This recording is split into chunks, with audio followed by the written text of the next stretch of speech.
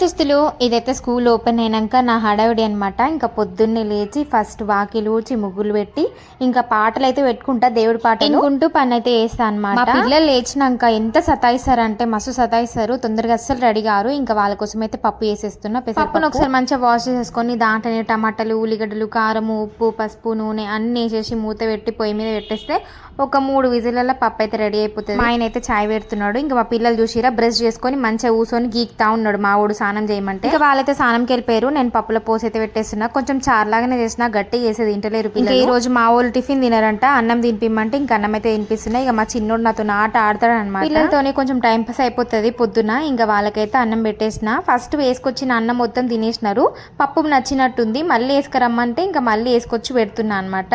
ఇంకా next time పెట్టిందేమో ఇంక వద్దు నాకు అని ఉరుకుతున్నాడు. మా మిగిలిన అన్నమేమో మేము తినాలి. తర్వాత చూస్తే నవ్వాలో ఏడవాలో అర్థం కాదు, వాని చేష్టలు అట్లా ఉంటాయి, సతాయిస్తాడు.